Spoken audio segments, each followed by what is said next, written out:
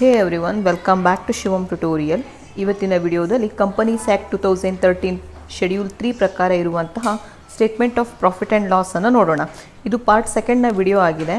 ಇನ್ನು ಹಿಂದಿನ ವಿಡಿಯೋದಲ್ಲಿ ಅಂದರೆ ಪಾರ್ಟ್ ಫಸ್ಟ್ನ ವಿಡಿಯೋದಲ್ಲಿ ನಾನು ಸ್ಟೇಟ್ಮೆಂಟ್ ಆಫ್ ಬ್ಯಾಲೆನ್ಸ್ ಶೀಟನ್ನು ತೋರಿಸಿದ್ದೆ. ಅದ್ರ ಜೊತೆಗೆ ಒಂದು ಎಕ್ಸಾಂಪಲ್ಗೆ ಪ್ರಾಬ್ಲಮ್ನು ಕೂಡ ಸಾಲ್ವ್ ಮಾಡಿದ್ದೆ. ಅಲ್ಲಿ ಡೀಟೇಲ್ ಆಗಿ ನಾನು ಫಾರ್ಮೆಟನ್ನು ಎಕ್ಸ್ಪ್ಲೇನ್ ಮಾಡಿದ್ದೆ. ಹೆಡ್ ಅಂಡರಲ್ಲಿ ಯಾವ್ಯಾವ್ದು ಬರುತ್ತೆ ಅಂತ ಕೊಟ್ಟಿದ್ದೆ. ಅದ್ರ ಜೊತೆಗೆ ನೋಟ್ಸ್ ಕೂಡ ಅಲ್ಲಿ ಅವೈಲೇಬಲ್ ಇತ್ತು. ಇವತ್ತಿನ ವಿಡಿಯೋದಲ್ಲೂ ಕೂಡ ನಾವು ಫಾರ್ಮೆಟನ್ನು ಸ್ಟಡಿ ಮಾಡ್ತೀವಿ. ಅದಾದ ನಂತರ ಈ ಹಿಂದೆ ಎಕ್ಸಾಮ್ಸಲ್ಲಿ ಕೇಳಿದಂಥ ಕೆಲವು ಕ್ವಶನ್ಸ್ಗಳನ್ನು ಕೂಡ ಸಾಲ್ವ್ ಮಾಡೋಣ. ಸೊ ಇಲ್ಲಿ P&Lನ ಸ್ಟೇಟ್ಮೆಂಟ್ ಅಂತ ಬಂದರೆ ಇಲ್ಲಿ ಎರಡು ಮೇನ್ ಹೆಡ್ಗಳು ನಿಮಗೆ ನೋಡ್ಲಿಕ್ಕೆ ಸಿಗುತ್ತೆ. ಮೊದಲನೇದಾಗಿ ಇನ್ಕಮ್, ಎರಡನೇದಾಗಿ ಎಕ್ಸ್ಪೆನ್ಸಸ್. ಸೊ ಅದರ ಅಂಡರಲ್ಲಿ ಏನೇನು ಬರುತ್ತೆ ಅಂತ ಹೇಳಿ ಒನ್ ಬೈ ಒನ್ ನೋಡ್ತಾ ಹೋಗೋಣ. ಮೊದಲನೇದಾಗಿ ಇನ್ಕಮ್ ಅಂತ ತಗೊಳ್ತೇನೆ. ಇನ್ಕಮ್ ಅಂತ ಬಂದರೆ ಇಲ್ಲಿ ಮೇನ್ ಆಗಿ ನಿಮಗೆ ಎರಡು ಹೆಡ್ಗಳು ನೋಡ್ಲಿಕ್ಕೆ ಸಿಗುತ್ತೆ. ಸೊ ಯಾವ್ಯಾವುದದು? ಒಂದು ರೆವೆನ್ಯೂ ಫ್ರಮ್ ಆಪರೇಷನ್, ಇನ್ನೊಂದು ಅದರ್ ಇನ್ಕಮ್ ಅಂತ ಹೇಳಿ.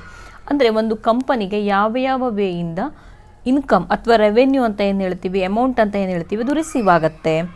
ಕಾಮನ್ ಆಗಿ ನಿಮಗೆ ಗೊತ್ತಿರುತ್ತೆ ಸೇಲ್ ಮಾಡೋದ್ರಿಂದ, ಹೌದಾ? ಅಂದರೆ ಏನು ಪ್ರಾಡಕ್ಟ್ ಅನ್ನೋದು ಪ್ರೊಡ್ಯೂಸ್ ಮಾಡಿರುತ್ತೆ ಅದನ್ನ ಸೇಲ್ ಮಾಡೋದ್ರಿಂದ ಬರುವಂಥದ್ದು, that is revenue from operation ಅಂತ ಹೇಳ್ತೀವಿ ನಾವು. ಒಂದು ಸೇಲಿಂದ ಬರುವಂಥದ್ದು.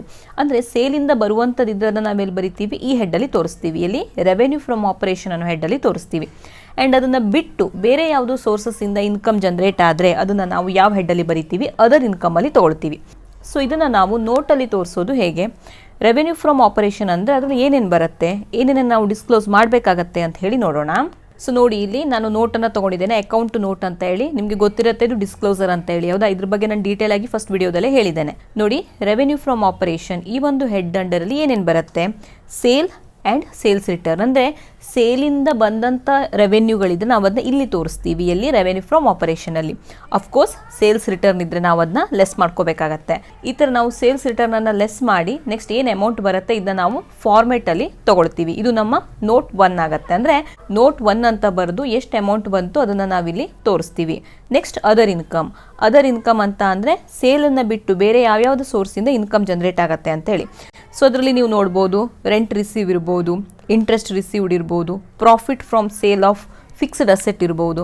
ಸೊ ಈ ಥರ ಕೆಲವು ಅದರ್ ಸೋರ್ಸಸ್ಗಳಿರುತ್ತೆ, ಅವುಗಳಿಂದ ರೆವೆನ್ಯೂ ಅರ್ನ್ ಆಗುತ್ತೆ. ಅದನ್ನು ನಾವು ಎಲ್ಲಿ ತೋರಿಸ್ತೀವಿ? ಅದರ್ ಇನ್ಕಮ್ ಅನ್ನೋ ಹೆಡ್ಡಲ್ಲಿ ತೋರಿಸ್ತೀವಿ. ಸೊ ಇವುಗಳನ್ನೆಲ್ಲವನ್ನು ನಾವು ಟೋಟಲ್ ಮಾಡಿ ಔಟರ್ ಕಾಲಮಲ್ಲಿ ತೊಗೊಳ್ತೀವಿ. ಆ್ಯಂಡ್ ಈ ಫೈನಲ್ ಅಮೌಂಟನ್ನು ನಾವು ಫಾರ್ಮೆಟಲ್ಲಿ ಬರಿತೀವಿ. ಸೊ ಅದೇನಾಗುತ್ತೆ? ನೋಟ್ 2 ಆಗುತ್ತೆ. ನೆಕ್ಸ್ಟ್, ಸೊ ಇನ್ಕಮಲ್ಲಿ ಬರುವಂಥದ್ದು ಎರಡೇ ಹೆಡ್. ಸೊ ನೆಕ್ಸ್ಟ್ ನಾವೇನು ಮಾಡ್ತೀವಿ? ಟೋಟಲ್ ಮಾಡ್ತೀವಿ. ಅಂದರೆ ಎಷ್ಟು ಅಮೌಂಟ್ ಬಂತು ಅದನ್ನು ಟೋಟಲ್ ಮಾಡ್ಕೋತೀವಿ. ನಿಮಗೆ ಗೊತ್ತೇ ಇರುತ್ತೆ, ನಾವು statement of profit and loss ಮಾಡ್ತಾ ಇದ್ದೀವಿ ಅಂತ ಅಂದರೆ ಆ ಒಂದು ಕಂಪನಿಯ ಪ್ರಾಫಿಟ್ ಅಥವಾ ಲಾಸ್ ಏನಾಗಿದೆ ಅಂತ ಕಂಡುಹಿಡಿತಾ ಇದ್ದೀವಿ ಅಂತ ಅರ್ಥ, ಹೌದಾ? ನಮಗೆ ಪ್ರಾಫಿಟ್ ಲಾಸ್ ಬೇಕು ಅಂತ ಅಂದರೆ ನಾವು ಕಂಪೇರ್ ಮಾಡಬೇಕಾಗಿರೋದು ಇನ್ಕಮ್ ಮತ್ತು ಎಕ್ಸ್ಪೆನ್ಸಸ್ಸನ್ನು. ಯಾವಾಗ ಇನ್ಕಮ್ ಜಾಸ್ತಿ ಇರುತ್ತೆ ಪ್ರಾಫಿಟ್ ಅಂತ ಹೇಳಿ ಅರ್ಥ, ಯಾವಾಗ ಎಕ್ಸ್ಪೆನ್ಸಸ್ ಜಾಸ್ತಿ ಇರುತ್ತೆ ಲಾಸ್ ಅಂತ ಹೇಳಿ ಅರ್ಥ, ಹೌದಾ?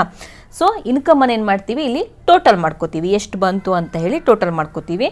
ಸೊ ಅದಕ್ಕೆ ನೀವು ಎ ಅಂತ ಹೆಸರು ಕೊಡಲಿಕ್ಕೂ ಅಡ್ಡಿಲ್ಲ, ಅಥವಾ ಟೋಟಲ್ 1 ಅಂತ ಹೇಳಿ ಹೆಸರು ಕೊಡಲಿಕ್ಕೂ ಅಡ್ಡಿಲ್ಲ. ಯಾಕೆಂತಂದರೆ ನೆಕ್ಸ್ಟ್ ನಾವು ಈ ಟೋಟಲನ್ನು ಕಂಪೇರ್ ಮಾಡ್ಕೋಬೇಕಾಗತ್ತೆ. ಹಾಗಾಗಿ ಇದಕ್ಕೊಂದು ಹೆಸರು ಕೊಡಿ, ಎ ಅಂತ ಹೆಸರು ಕೊಡಿ, ಇಲ್ಲಾಂದರೆ ಟೋಟಲ್ 1 ಅಂತನಾದರೂ ಹೆಸರು ಕೊಟ್ಕೊಳ್ಳಿ. Next expenses. ಯಾವ ರೀತಿ ಎಕ್ಸ್ಪೆನ್ಸಸ್ ಇರುತ್ತೆ? ಸೊ ಈ ಹೆಡ್ ಅಂಡರಲ್ಲಿ ಇವಾಗ ಏನೇನು ಬರುತ್ತೆ ಅಂತ ಹೇಳಿ ನೋಡೋಣ. ಮೊದಲನೇದಾಗಿ cost of material consumed. Cost of material consumed ಅಂದರೆ ಏನು? ಇದಕ್ಕೆ ರಿಲೇಟೆಡ್ ಆಗಿ ಏನೇನು ಇದರಲ್ಲಿ ಇರುತ್ತೆ ಅಂತ ಹೇಳಿ ನೋಡೋಣ. ಕಾಸ್ಟ್ ಆಫ್ ಮಟೀರಿಯಲ್ ಕನ್ಸ್ಯೂಮ್ಡ್ ಅಂತ ಅಂದರೆ ಒಂದು ರೀತಿಯಲ್ಲಿ ರಾ ಮಟೀರಿಯಲ್ಗೆ ಸಂಬಂಧಪಟ್ಟಂಥ ಎಲ್ಲ ಇನ್ಫಾರ್ಮೇಷನ್ನು ನಾವು ಇಲ್ಲಿ ಡಿಸ್ಕ್ಲೋಸ್ ಮಾಡ್ತೀವಿ ಅಂತ ಹೇಳ್ಬೋದು.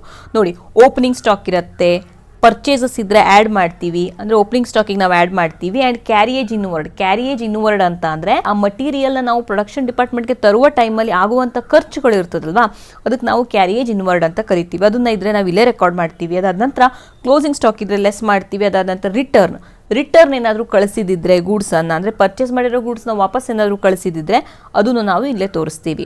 ಸೊ ಅಂದರೆ ಸಿಂಪಲ್ ಆಗಿ ಹೇಳಬೇಕು ಅಂತಂದರೆ ರಾ ಮಟೀರಿಯಲ್ಗೆ ಸಂಬಂಧಪಟ್ಟಂಥ ಎಲ್ಲ ಡಿಸ್ಕ್ಲೋಸರನ್ನು ನಾವು ಎಲ್ಲಿ ತೋರಿಸ್ತೀವಿ? ಈ ಒಂದು ಹೆಡ್ಡಲ್ಲಿ ತೋರಿಸ್ತೀವಿ. ಸೊ ಇವಿಷ್ಟು ಐಟಮ್ಸ್ಗಳು ನಿಮಗೆ ಎಕ್ಸಾಮಲ್ಲಿ ಕೇಳ್ತಾರೆ ಅಂತ ಇಲ್ಲ. ಯಾಕಂತಂದರೆ ಕರ್ನಾಟಕ PU ಬೋರ್ಡ್ ಪ್ರಕಾರ ಈ ಒಂದು ಕಾನ್ಸೆಪ್ಟನ್ನು ಕೇಳೋದೇ 6 ಮಾರ್ಕ್ಸಿಗೆ. ಹಾಗಾಗಿ ಇಲ್ಲಿರುವಂಥ ಎಲ್ಲ ಐಟಮು ಬರುತ್ತೆ ಅಂತ ಅಲ್ಲ, ಬಟ್ ಇದ್ರ ಬಗ್ಗೆ ನಿಮಗೆ ಗೊತ್ತಿರಲಿ. ನೆಕ್ಸ್ಟ್ ಫೈನಲ್ ಅಮೌಂಟನ್ನು ನಾವಿಲ್ಲಿ ಬರೆದು ಅದನ್ನು ನಾವೇನು ಮಾಡ್ತೀವಿ? ಫಾರ್ಮೆಟಲ್ಲಿ ಬರಿತೀವಿ. ನೆಕ್ಸ್ಟ್ ನೋಡೋಣ, ನೆಕ್ಸ್ಟ್ ಎಕ್ಸ್ಪೆನ್ಸಸ್ ಹೆಡ್ ಯಾವುದು ಅಂತ ಹೇಳಿ. Change in inventory of finished goods, work in progress and stock in trade. Change in inventory of finished goods ಹಾಗಂತಂದರೆ ನಾವಿಲ್ಲಿ ಓಪನಿಂಗ್ ಸ್ಟಾಕ್ ಆ್ಯಂಡ್ ಕ್ಲೋಸಿಂಗ್ ಸ್ಟಾಕಿನ ಏನಿರುತ್ತೆ ಅದು ಡಿಫ್ರೆನ್ಸಸ್ಸನ್ನು ತಗೋತೀವಿ ಅಂತ ಹೇಳ್ಬೋದು. ಆ ಡಿಫ್ರೆನ್ಸಸ್ ಪಾಸಿಟಿವ್ ಬರ್ಬೋದು, ನೆಗೆಟಿವ್ ಬರ್ಬೋದು. ಏನು ಬಂದರೂ ನಾವು ಅದನ್ನ ಇಲ್ಲಿ ತೊಗೊಳ್ತೀವಿ, ಅಂದರೆ ಇಲ್ಲಿ ನಾವು ಅದನ್ನ ಡಿಸ್ಕ್ಲೋಸ್ ಮಾಡ್ತೀವಿ, ಒಂದು ಹೆಡ್ಡಲ್ಲಿ ನಾವು ಅದನ್ನ ಡಿಸ್ಕ್ಲೋಸ್ ಮಾಡ್ತೀವಿ. ನೆಕ್ಸ್ಟ್ ನೋಡಿ, ನೆಕ್ಸ್ಟ್ ಬರುವಂಥದ್ದು ತುಂಬಾ important head, employee benefit expenses. ಇದು ತುಂಬಾ ಇಂಪಾರ್ಟೆಂಟ್ ಹೆಡ್. ಯಾಕಂತ ಅಂದರೆ ಪ್ರತಿ ಸಲ ನಿಮಗೆ ಎಕ್ಸಾಮಲ್ಲಿ ಇದರ ಅಂಡರಲ್ಲಿ 1 ಅಥವಾ 2 ಐಟಮ್ ಇರೋದನ್ನು ಕೊಟ್ಟಿರ್ತಾರೆ ನೋಡಿ. ಎಂಪ್ಲಾಯಿ ಬೆನಿಫಿಟ್ ಎಕ್ಸ್ಪೆನ್ಸಸ್ ಅಂದರೆ ಒಂದು ಬಿಸ್ನೆಸ್ ಎಂಪ್ಲಾಯೀಸಿಗೆ ಏನಾದರೂ ಬೆನಿಫಿಟನ್ನು ಕೊಟ್ಟಿದ್ದಿದ್ರೆ ಅದು ಇಲ್ಲಿ ಬರುತ್ತೆ. ಯಾಕಂತ ಅಂದರೆ ಅದು ಆ ಬಿಸ್ನೆಸ್ಸಿಗೆ ಎಕ್ಸ್ಪೆನ್ಸಸ್ ಆಗುತ್ತೆ, ಹೌದಾ? ಹಾಗಾಗಿ ಎಂಪ್ಲಾಯಿಗೆ ಏನಾದರೂ ಬೆನಿಫಿಟ್ ಕೊಟ್ಟಿದ್ದಿದ್ರೆ ಅದನ್ನು ನೀವು ಇಲ್ಲಿ ತೋರಿಸ್ತೀರಿ. ಸೊ ಮೇನಾಗಿ ಇಲ್ಲಿ ಬರುವಂಥದ್ದು ಯಾವುದು? ಮೇನಾಗಿ ಇಲ್ಲಿ ವೇಜಸ್ ಬರುತ್ತೆ, ಸ್ಯಾಲರಿ ಬರುತ್ತೆ, ಅಷ್ಟೇ ಅಲ್ಲ ಲೀವ್ ಎನ್ಕ್ಯಾಶ್ಮೆಂಟ್ ಎಕ್ಸ್ಪೆನ್ಸಸ್ ಇದ್ದರೆ ಬರುತ್ತೆ. ಟೋಟಲ್ ಆಗಿ ಹೇಳಬೇಕು ಅಂತಂದರೆ ಎಂಪ್ಲಾಯಿಗೆ ಕೊಟ್ಟಂತಹ ಬೆನಿಫಿಟ್ಟಿನ ಎಕ್ಸ್ಪೆನ್ಸಸ್ಗಳೇನಿರುತ್ತೆ ಇಲ್ಲಿ ನೀವು ತೋರಿಸ್ತೀರಿ, ಈ ಒಂದು ಹೆಡ್ ಅಂಡರಲ್ಲಿ ತೋರಿಸ್ತೀರಿ ಅಥವಾ ಡಿಸ್ಕ್ಲೋಸ್ ಮಾಡ್ತೀರಿ ಅಂತ ಹೇಳ್ಬೋದು. ನೆಕ್ಸ್ಟ್ ಬರುವಂಥದ್ದು ಫೈನಾನ್ಷಿಯಲ್ ಕಾಸ್ಟ್. ಫೈನಾನ್ಷಿಯಲ್ ಕಾಸ್ಟ್ ಅಂತ ಅಂದರೆ ಫೈನಾನ್ಷಿಯಲ್ ಆ್ಯಕ್ಟಿವಿಟಿಗೆ ಸಂಬಂಧಪಟ್ಟಂತಹ ಕಾಸ್ಟ್ಗಳಿದ್ದರೆ, ಎಕ್ಸ್ಪೆನ್ಸಸ್ ಇದ್ದರೆ ಅದನ್ನು ನೀವು ಈ ಹೆಡ್ಡಲ್ಲಿ ಡಿಸ್ಕ್ಲೋಸ್ ಮಾಡಬೇಕು. ಸೊ ಏನೇನಿರುತ್ತೆ ನೋಡಿ, interest on debenture, interest on bank loan, ಅಂದರೆ ಬ್ಯಾಂಕ್ ಲೋನ್, ಡಿಬೆಂಚರ್ ಇವೆಲ್ಲವೂ ಕೂಡ ಒಂದು ರೀತಿಯ ಲೋನ್ಗಳು, ಹೌದಾ? ಫೈನಾನ್ಷಿಯಲ್ ಆ್ಯಕ್ಟಿವಿಟಿಗೆ ಸಂಬಂಧಪಟ್ಟಿರೋದು. ಅವುಗಳ ಮೇಲೆ ಏನಾದರೂ ಕಾಸ್ಟ್ ಆದರೆ ಅವುಗಳನ್ನು ನೀವು ಈ ಹೆಡ್ಡಲ್ಲಿ ತೋರಿಸ್ತೀರಿ, ಇಲ್ಲಿ ಫೈನಾನ್ಷಿಯಲ್ ಕಾಸ್ಟ್ ಅನ್ನೋ ಹೆಡ್ಡಲ್ಲಿ ತೋರಿಸ್ತೀರಿ. ಸೊ ನಾನಿಲ್ಲಿ ಎಕ್ಸಾಂಪಲ್ಗೆ 2 ತೊಗೊಂಡಿದ್ದೇನೆ. ನೆಕ್ಸ್ಟ್ ನೋಡಿ, ನೆಕ್ಸ್ಟ್ ಡೆಪ್ರಿಸಿಯೇಷನ್ ಆ್ಯಂಡ್ ಅಮೌರ್ಟೈಸೇಷನ್. ಡೆಪ್ರಿಸಿಯೇಷನ್ ಬಗ್ಗೆ ನಿಮಗೆ ಗೊತ್ತೇ ಇರುತ್ತೆ. ಡೆಪ್ರಿಸಿಯೇಷನ್ ಅಂತ ಅಂದರೆ ಟ್ಯಾಂಜಿಬಲ್ ಅಸೆಟ್ ಮೇಲೆ ಕೊಡುವಂಥದ್ದು, ಹೌದಾ? ಟ್ಯಾಂಜಿಬಲ್ ಅಸೆಟ್ ಅಂತ ಅಂದರೆ ಏನು? ಯಾವ ಅಸೆಟನ್ನು ನೀವು ನೋಡ್ತೀರಿ ಆ ಅಸೆಟ್. ಫಾರ್ ಎಕ್ಸಾಂಪಲ್ ಫರ್ನಿಚರ್ ಇರ್ಬೋದು, ಮಷಿನರಿ ಇರ್ಬೋದು, ಪ್ಲಾಂಟ್ ಇರ್ಬೋದು. ಸೊ ಇವುಗಳ ಮೇಲೆ ಚಾರ್ಜ್ ಆಗೋದು ಏನು? ಡೆಪ್ರಿಸಿಯೇಷನ್. ಅಮೌರ್ಟೈಸೇಷನ್ ಅಂತ ಅಂದರೆ ಕೆಲವು ಅಸೆಟ್ಗಳಿರುತ್ತೆ, ಅದನ್ನು ನೀವು ಕ್ಯಾನ್ಸಲ್ ಮಾಡ್ತೀರಿ. ಲೈಕ್ ಇಂಟ್ಯಾಂಜಿಬಲ್ ಅಸೆಟ್ ಅಂತ ಹೇಳ್ಬೋದು ನಾವು, ಅಲ್ವಾ? ಗುಡ್ ವಿಲ್ ಇರ್ಬೋದು, ಪೇಟೆಂಟ್, ಕಾಪಿರೈಟ್ಸ್, ಕಣ್ಣಿಗೆ ಕಾಣದೇ ಇರುವಂಥ ಅಸೆಟ್ಗಳು, ಅವುಗಳಿಗೆ ಸಂಬಂಧಪಡೋದು ಯಾವುದು? Amortisation. So depreciation and amortisation ಇದ್ದರೆ ನೀವು ಈ ಒಂದು ಹೆಡ್ಡಲ್ಲಿ ತೋರಿಸಬೇಕು. ಸೊ ಎಕ್ಸಾಂಪಲ್ಸ್ಗೆ ನಾನಿಲ್ಲಿ ಕೆಲವೊಂದನ್ನು ತೊಗೊಂಡಿದ್ದೇನೆ. Depreciation on building, depreciation on plant and machinery, depreciation on furniture. So ಇವುಗಳಿದ್ರೆ ಏನಾಗುತ್ತೆ, ಈ ಒಂದು ಹೆಡ್ಡಲ್ಲಿ ನೀವು ಡಿಸ್ಕ್ಲೋಸ್ ಮಾಡಬೇಕಾಗತ್ತೆ. ನೆಕ್ಸ್ಟ್ ಬರುವಂಥದ್ದು ಅದರ್ ಎಕ್ಸ್ಪೆನ್ಸಸ್. ಅದರ್ ಎಕ್ಸ್ಪೆನ್ಸಸ್ ಈ ಒಂದು ಹೆಡ್ಡಲ್ಲಿ ಬರುವಂಥ ಐಟಮ್ಗಳೇನಿರುತ್ತೆ, ಈ ಯಾವ ಹೆಡ್ಡಲ್ಲೂ ಅದನ್ನ ಇನ್ಕ್ಲೂಡ್ ಮಾಡ್ಕೊಳ್ಳೋದಕ್ಕೆ ಆಗೋದಿಲ್ಲ ಅಂಥ ಐಟಮ್ಗಳಿದ್ರೆ ಅದನ್ನ ನೀವು ಇಲ್ಲಿ ಬರೀತೀರಿ. ಸೊ ಇದು ತುಂಬ ಇಂಪಾರ್ಟೆಂಟ್ ಹೆಡ್ ಆಗುತ್ತೆ. ಎಕ್ಸಾಮಲ್ಲೂ ಕೂಡ ನಿಮಗೆ 1-2 ಐಟಮ್ ಈ ಒಂದು ಹೆಡ್ ಅಂಡರಲ್ಲಿ ಕೇಳ್ತಾರೆ. ಸೊ ಏನೇನು ಬರುತ್ತೆ ಇದರಲ್ಲಿ ನೋಡೋಣ. ಕೆಲವೊಂದನ್ನು ನಾನಿಲ್ಲಿ ನೋಟ್ ಮಾಡಿದ್ದೇನೆ. Bad debts, discount allowed, rent paid, commission paid, advertisement expenses, travelling expenses, loss on sale of fixed asset, loss on fire, audit fees, printing and stationery. So ಈ ಥರ ಅದರ್ ಎಕ್ಸ್ಪೆನ್ಸಸ್ಗಳು ಅಂದರೆ ಬಾಕಿ ಹೆಡ್ಡಲ್ಲಿ ಅದನ್ನು ನಾವು ಅಪ್ಲೈ ಮಾಡೋದಕ್ಕೆ ಆಗೋದಿಲ್ಲ ಅನ್ನುವಂಥದ್ದನ್ನೆಲ್ಲ ನಾವು ಇಲ್ಲಿ ಬರಿತೀವಿ ಅಂತ ಹೇಳ್ಬೋದು. ಆ್ಯಂಡ್ ನೀವು ಅದನ್ನ ಟೋಟಲ್ ಮಾಡಿ ಫೈನಲ್ ಇಲ್ಲಿ ತೊಗೊಳ್ತೀರಿ. ಆ್ಯಂಡ್ ಆ ಫೈನಲ್ ಅಮೌಂಟನ್ನು ನೀವೆಲ್ಲಿ ಬರಿತೀರಿ? ಫಾರ್ಮೆಟಲ್ಲಿ ತೊಗೊಳ್ತೀರಿ. ಸೊ ಈ ಥರ ಏನು ಮಾಡಬೇಕು, ನೀವು ಕೆಟಗರೈಸ್ ಮಾಡಬೇಕಾಗತ್ತೆ. ಆ್ಯಕ್ಚುಲಿ ಇದು ತುಂಬಾ ಈಸಿ ಇದೆ. ಬ್ಯಾಲೆನ್ಸ್ ಶೀಟ್ನ ಫಾರ್ಮೆಟ್ಗಿಂತನೂ P&Lನ ಫಾರ್ಮೆಟ್ ತುಂಬಾ ಈಸಿಯಾಗಿರುತ್ತೆ. ಸೊ ಇಷ್ಟೇ ಮಾಡಿಬಿಟ್ರೆ ಲೆಕ್ಕ ಆಗೋಯ್ತಾ? ಇಲ್ಲ. ಇಲ್ಲಿ ನೋಡಿ, ಎಲ್ಲ ಎಕ್ಸ್ಪೆನ್ಸಸ್ಗಳನ್ನು ಟೋಟಲ್ ಮಾಡಿದ್ದಕ್ಕೆ ನೀವೇನು ಹೆಸರು ಕೊಡ್ತೀರಿ? ಟೋಟಲ್ ಬಿ ಅಥವಾ ಟೋಟಲ್ ಸೆಕೆಂಡ್ ಅಂತ ಹೇಳಿ ಹೆಸರು ಕೊಡ್ತೀರಿ. ನೆಕ್ಸ್ಟ್ ಪ್ರೊಸೀಜರ್ ನೋಡಿ, ಇಲ್ಲಿ ನೆಕ್ಸ್ಟ್ ನೀವೇನು ಮಾಡಬೇಕು? ನೆಟ್ ಪ್ರಾಫಿಟನ್ನು ಕಂಡುಹಿಡಿಬೇಕು. ಹೇಗದು ಕಂಡುಹಿಡಿಯೋದು ನೆಟ್ ಪ್ರಾಫಿಟನ್ನು? ಪ್ರಾಫಿಟ್ ಬೇಕು ಅಂದರೆ ನಾವೇನು ಮಾಡಬೇಕು ಹೇಳ್ರಿ? ಇದೆರಡನ್ನು ಕಂಪೇರ್ ಮಾಡಬೇಕು. ಯಾವುದನ್ನು? ಇನ್ಕಮ್ ಮತ್ತು ಎಕ್ಸ್ಪೆನ್ಸಸ್ಸನ್ನು ಕಂಪೇರ್ ಮಾಡಬೇಕು, ಹೌದಾ? ಹಾಗಾಗಿ A ಮೈನಸ್ B ಅಂತ ತಗೊಳ್ತೀರಿ. ಅಂದರೆ ಇನ್ಕಮ್ ಮೈನಸ್ ಎಕ್ಸ್ಪೆನ್ಸಸ್. ನೀವು ಟೋಟಲ್ ಮಾಡಿದ್ದೀರಿ ಇಲ್ಲಿ, ಹೌದಾ? ಈ ಟೋಟಲನ್ನು ನೀವೇನು ಮಾಡ್ತೀರಿ? ಕಂಪೇರ್ ಮಾಡ್ತೀರಿ. Next provision for tax current year. ಅಂದರೆ ಕರೆಂಟ್ ಇಯರ್ನ ಟ್ಯಾಕ್ಸ್ ನಿಮಗೆ ಅಮೌಂಟ್ ಕೊಟ್ಟಿರ್ತಾರೆ, ಎಷ್ಟು ಅಂತ ಹೇಳಿ 30%, 40%, 25% ಈ ಥರ ಮೆನ್ಷನ್ ಮಾಡಿರ್ತಾರೆ. ಆ ಬಂದಿರೋ ಏನು ಬ್ಯಾಲೆನ್ಸ್ ಬಂದಿರುತ್ತೆ ಅದ್ರ ಮೇಲೆ ನೀವು ಆ ಪರ್ಸಂಟೇಜ್ನ ಲೆಸ್ ಮಾಡ್ಕೋಬೇಕಾಗತ್ತೆ. ಅದಾದ ನಂತರ ಉಳಿಯೋದೇನು ನಿಮಗೆ? Profit or loss for the period. So ಈ ಥರ ನೀವೇನು ಮಾಡ್ತೀರಿ? ಕಂಡುಹಿಡಿತೀರಿ. ಇವಾಗ ಇದ್ರ ಮೇಲೆ ಒಂದು ಲೆಕ್ಕವನ್ನು ಸಾಲ್ವ್ ಮಾಡೋಣ. ಸೊ ನಾನು 2019 ಆ್ಯನ್ಯುವಲ್ ಎಕ್ಸಾಮಲ್ಲಿ ಕೇಳಿರುವಂಥ ಕ್ವಶನ್ನ ನಾನಿಲ್ಲಿ ತಗೊಳ್ತೇನೆ. ಸೊ ಕ್ವಶನ್ನ ನೋಡಿ. From the following information prepare statement of profit and loss for the year ended 31/3/2018 as per schedule 3 of companies act 2013. So ಇಲ್ಲಿ ಕೆಲವು ಐಟಮ್ಸ್ಗಳನ್ನ ಕೊಟ್ಟಿದ್ದಾರೆ. ಸೊ ಯಾವಾಗ ಈ ಥರ ಐಟಮ್ಸ್ಗಳನ್ನ ಕೊಟ್ಟಿರ್ತಾರೆ, ನೀವು ಮೊದಲು ಅದನ್ನ ಕೆಟಗರೈಸ್ ಮಾಡ್ಕೋಬೇಕು. ಅಂದರೆ ಯಾವ ಹೆಡ್ ಅಂಡರಲ್ಲಿ ಅದು ಬರ್ತದೆ ಅಂತ ಹೇಳಿ ನೀವು ಕೆಟಗರೈಸ್ ಮಾಡ್ಕೋಬೇಕಾಗತ್ತೆ. ಸೊ ನಾವು ಅದನ್ನ ಫಸ್ಟ್ ಮಾಡೋಣ. ನೋಡಿ, ಇಲ್ಲಿ ರೆವೆನ್ಯೂ ಫ್ರಮ್ ಆಪರೇಷನ್ ಅಂತ ಇದೆ. ರೆವೆನ್ಯೂ ಫ್ರಮ್ ಆಪರೇಷನ್ ಇದು ಎಲ್ಲಿ ಬರುತ್ತೆ? ಇನ್ಕಮ್ ಮೇನ್ ಹೆಡ್ ಆಗಿರುತ್ತೆ. ಅದರಲ್ಲಿ ಫಸ್ಟ್ ಒನ್ನೇ ರೆವೆನ್ಯೂ ಫ್ರಮ್ ಆಪರೇಷನ್ ಅಂತ ಇದೆ, ಅಲ್ಲಿ ಬರುತ್ತೆ ಇದು. ಕೆಲವೊಂದ್ಸಲಿ ಸೇಲ್ಸ್ ಅಂತ ಕೊಡ್ತಾರೆ, ಇಲ್ಲಿ ಡೈರೆಕ್ಟ್ ಆಗಿದೆ, ಸೇಲ್ಸ್ ಅಂತ ಕೊಟ್ಟಿಲ್ಲ, ಡೈರೆಕ್ಟ್ ಆಗಿ ಕೊಟ್ಟಿದ್ದಾರೆ. Next purchase of goods, expenses ಅಲ್ಲಿ ಒಂದು ಹೆಡ್ ಬರುತ್ತೆ, ಕಾಸ್ಟ್ ಆಫ್ ಮಟೀರಿಯಲ್ ಕನ್ಸ್ಯೂಮ್ಡ್ ಅಂತ ಹೇಳಿ ಅಲ್ಲಿ ಬರುತ್ತೆ ಇದು. Next salary to employees, salary to employee ಇದೇನಾಗುತ್ತೆ, ಎಂಪ್ಲಾಯೀಸ್ಗೆ ಕೊಟ್ಟಂತಹ ಬೆನಿಫಿಟ್ ಅಲ್ವಾ, ಹಾಗಾಗಿ employee benefit expenses head under ಅಲ್ಲಿ ಬರುತ್ತೆ. ನೆಕ್ಸ್ಟ್ ಲೀವ್ ಎನ್ಕ್ಯಾಶ್ಮೆಂಟ್, ಇದೇನಾಗುತ್ತೆ ಎಕ್ಸ್ಪೆನ್ಸಸ್ ಆಗುತ್ತೆ, ಇದು ಕೂಡ ಎಂಪ್ಲಾಯೀಸ್ ಬೆನಿಫಿಟ್ ಎಕ್ಸ್ಪೆನ್ಸಸ್ ಅಂಡರಲ್ಲಿ ಹೋಗುತ್ತೆ, ಎಂಪ್ಲಾಯೀಸ್ಗೆ ಕೊಡುವಂಥ ಒಂದು ಬೆನಿಫಿಟ್ ಅಂಡರಲ್ಲಿ ಇದು ಹೋಗುತ್ತೆ. ನೆಕ್ಸ್ಟು ರೆಂಟ್ ಆ್ಯಂಡ್ ಟ್ಯಾಕ್ಸಸ್, ಇದು ಎಕ್ಸ್ಪೆನ್ಸಸ್ ಆಗುತ್ತೆ. ಸೊ ಯಾವಾಗಲ್ಲಿ ರೆಂಟ್ ಆ್ಯಂಡ್ ಟ್ಯಾಕ್ಸಸ್ ಅಂತ ಬರುತ್ತೆ ಅದು ಪೇ ಮಾಡುವಂಥದ್ದು, ಸೊ ರಿಸೀವ್ ಮಾಡುವಂಥದ್ದಲ್ಲ, ಪೇ ಮಾಡುವಂಥದ್ದು, ಹಾಗಾಗಿ ಎಕ್ಸ್ಪೆನ್ಸಸ್ ಅಂಡರಲ್ಲಿ ಹೋಗುತ್ತೆ, ಮೇನ್ ಹೆಡ್ ಎಕ್ಸ್ಪೆನ್ಸಸ್. ಸೊ ಎಲ್ಲಿ ರೆಕಾರ್ಡ್ ಮಾಡ್ತೀವಿ, ಅದರ್ ಎಕ್ಸ್ಪೆನ್ಸಸ್ ಅನ್ನೋ ಹೆಡ್ ಇದೆ ಹೌದಾ, ಸೊ ಅಲ್ಲಿ ನಾವು ಇದನ್ನು ರೆಕಾರ್ಡ್ ಮಾಡ್ತೀವಿ. ನೆಕ್ಸ್ಟ್ ನೋಡಿ repair to machinery ₹20,000. So repair to machinery ಅಂತಂದರೆ ಮಷಿನರಿ ಮೇಲೆ ಒಂದು ರಿಪೇರಿ ಚಾರ್ಜಸ್ ಬಂದಿದೆ ಅಂತ ಹೇಳಿ, ಇದು ಕೂಡ ಎಕ್ಸ್ಪೆನ್ಸಸ್ ಹೆಡ್ ಅಂಡರಲ್ಲೇ ಹೋಗುತ್ತೆ. ಅದರ್ ಎಕ್ಸ್ಪೆನ್ಸಸ್ ಅನ್ನೋ ಸಬ್ ಹೆಡ್ ಅಂಡರಲ್ಲಿ ಇದು ಹೋಗುತ್ತೆ. ಸೊ ಇಲ್ಲಿ ತುಂಬ ಚೆನ್ನಾಗಿ ಕನ್ಫ್ಯೂಷನ್ ಆಗುತ್ತೆ, ಡೆಪ್ರಿಸಿಯೇಷನ್ ಮತ್ತು ರಿಪೇರ್ ಎರಡೂ ಒಂದೇ ಅಂತ ಅಂದ್ಕೊಂಡಿರ್ತಾರೆ. ಡೆಪ್ರಿಸಿಯೇಷನ್ ಅಂತ ಅಂದರೆ ಅದು ಪ್ರತಿ ವರ್ಷ ನಾವು ಚಾರ್ಜ್ ಮಾಡುವಂಥದ್ದು, ಅದಕ್ಕೆ ನಾವು ಬೇರೆ ಹೆಡ್ ಇದೆ ಹೌದಾ, ಡೆಪ್ರಿಸಿಯೇಷನ್ ಅಮೋರ್ಟೈಸೇಷನ್ ಅನ್ನೋ ಹೆಡ್ ಇರುತ್ತೆ. ಸೊ ಇಲ್ಲಿ ಇರುವಂಥದ್ದು ರಿಪೇರ್ ಟು ಮಷಿನರಿ ಅಂತ ಅಂದರೆ ಇದು ವರ್ಷ ಬರುವಂಥದ್ದಲ್ಲ, ಎಲ್ಲಾದರೂ ಅಪರೂಪಕ್ಕೆ ಒಂದ್ಸಲ ರಿಪೇರಿ ಚಾರ್ಜ್ ಬರುವಂಥದ್ದು, ಇದು ಎಕ್ಸ್ಪೆನ್ಸಸ್ ಹೆಡ್ನ ಅದರ್ ಎಕ್ಸ್ಪೆನ್ಸಸ್ ಹೆಡ್ ಅಂಡರಲ್ಲಿ ಹೋಗುತ್ತೆ. ನೆಕ್ಸ್ಟ್ ಟ್ಯಾಕ್ಸ್ ಕೊಟ್ಟಿದ್ದಾರೆ 30%, ನೋಡಿ ಇದನ್ನು ನಾವು ಫೈನಲ್ ಕ್ಯಾಲ್ಕುಲೇಷನಲ್ಲಿ ತಗೊಳ್ತೀವಿ. ಸೊ ಇದನ್ನು ನಾವು ಇವಾಗ ಏನು ಮಾಡೋಣ, ಫಾರ್ಮೆಟಲ್ಲಿ ಇಂಪ್ಲಿಮೆಂಟ್ ಮಾಡ್ತಾ ಹೋಗೋಣ. ನಾನು ಆಲ್ರೆಡಿ ಫಾರ್ಮೆಟನ್ನು ಹಾಕಿಟ್ಟಿದ್ದೇನೆ, ನೀವು ನೋಡ್ಬೋದು. ಸೊ ಫಾರ್ಮೆಟಲ್ಲಿ ಯೂಶ್ವಲಿ ತುಂಬ ಐಟಮ್ಸ್ಗಳಿದ್ವು, ಬಟ್ ನಾನು ಕ್ವಶನಿಗೆ ತಕ್ಕ ಹಾಗೆ ಎಷ್ಟು ಸಫಿಷಿಯೆಂಟಾಗಿ ನನಗೆ ಹೆಡ್ಗಳು ಬೇಕು ಅಷ್ಟು ಹೆಡ್ಡನ್ನು ನಾನಿಲ್ಲಿ ತೊಗೊಂಡಿದ್ದೇನೆ.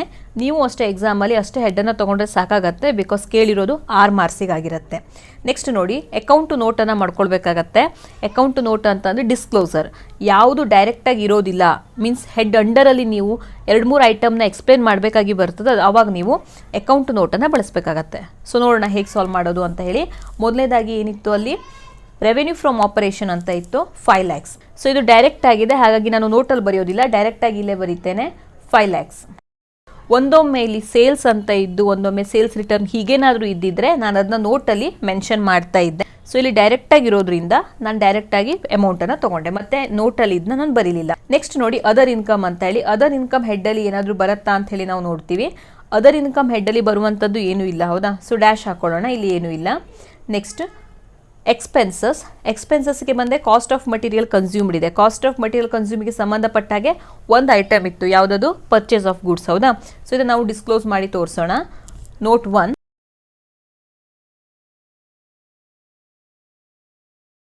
ಸೊ ಪರ್ಚೇಸಸ್ 3 lakh, ಈ ಥರ ನಾನು ನೋಟಲ್ಲಿ ಬರೆದಿದ್ದೇನೆ. ಈಗ ಅಮೌಂಟನ್ನು ತೊಗೊಂಡೋಗಿ ನಾನು ಫಾರ್ಮೆಟಲ್ಲಿ ಬರೀತೇನೆ. Note 1 3 lakh. Employee benefit expenses, ಇದಕ್ಕೆ ಸಂಬಂಧಪಟ್ಟಂಗೆ ಯಾವುದಾದ್ರೂ ಐಟಮ್ಸ್ಗಳು ಕ್ವಶನಲ್ಲಿ ಕೊಟ್ಟಿದ್ರು ಹೌದಾ. 2 ಐಟಮ್ಸ್ ಇತ್ತು, ಒಂದು ಸ್ಯಾಲರಿ ಟು ಎಂಪ್ಲಾಯಿ, ಇನ್ನೊಂದು ಲೀವ್ ಎನ್ಕ್ಯಾಶ್ಮೆಂಟ್. ಸೊ ಇದನ್ನು ನಾವೇನು ಮಾಡಬೇಕಾಗತ್ತೆ, ಡಿಸ್ಕ್ಲೋಸ್ ಮಾಡಿ ತೋರಿಸಬೇಕಾಗತ್ತೆ. ಸೊ ನೋಟಿಗೆ ಹೋಗೋಣ. Note number 2 employee benefit expenses.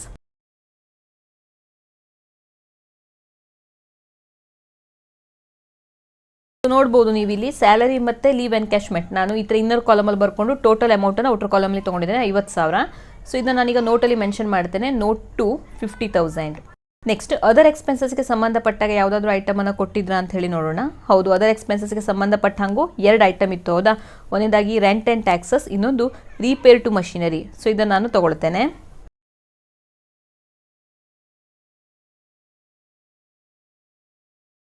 So final amount ಬರ್ತಾ ಇದೆ 50,000. ಸೊ ಇದನ್ನು ಕೂಡ ಫಾರ್ಮೆಟಲ್ಲಿ ಬರೀತೇನೆ. ನೋಟ್ 3 ಆಗುತ್ತೆ 50,000. ಸೊ ಈ ಥರ ನಾವೇನು ಮಾಡಬೇಕು ಅಂತ ಅಂದರೆ ಆ ಹೆಡ್ಡಿಗೆ ತಕ್ಕಾಗೆ ನಾವು ಅಮೌಂಟನ್ನು ಡಿಸ್ಟ್ರಿಬ್ಯೂಷನ್ ಮಾಡಿ ತೋರಿಸ್ಬೇಕಾಗತ್ತೆ. ನೆಕ್ಸ್ಟ್ ಟೋಟಲ್ ಮಾಡ್ಕೊಳ್ಳೋಣ. ಟೋಟಲ್ ಅಂತಂದರೆ ರೆವೆನ್ಯೂ ಫ್ರಮ್ ಆಪರೇಷನಲ್ಲಿ ಇರೋದೇ ಒಂದು ಅಮೌಂಟ್ ಇದೆ, ಅದೇನಿದೆ 5 lakhs ಇದೆ. ಆ್ಯಂಡ್ ಎಕ್ಸ್ಪೆನ್ಸಸ್ಗಳನ್ನು ಟೋಟಲ್ ಮಾಡ್ತೀವಿ. ಎಕ್ಸ್ಪೆನ್ಸಸ್ಗಳನ್ನು ಟೋಟಲ್ ಮಾಡಿದಾಗ ಟೋಟಲ್ ಬರ್ತಾ ಇದೆ 4 lakhs. ಸೊ ಇವಾಗ ನೋಡಿ profit before tax. Profit before tax ಅಂದರೆ ಏನು, ಎ ಮೈನಸ್ ಬಿ. ಅಂದರೆ ಟೋಟಲ್ ಎ ಇತ್ತು 5 lakh ಮೈನಸ್ ಬಿ ಮಾಡ್ತೀವಿ. ಎಷ್ಟು ಬರುತ್ತೆ, ಅದು 1 lakh ಬರುತ್ತೆ.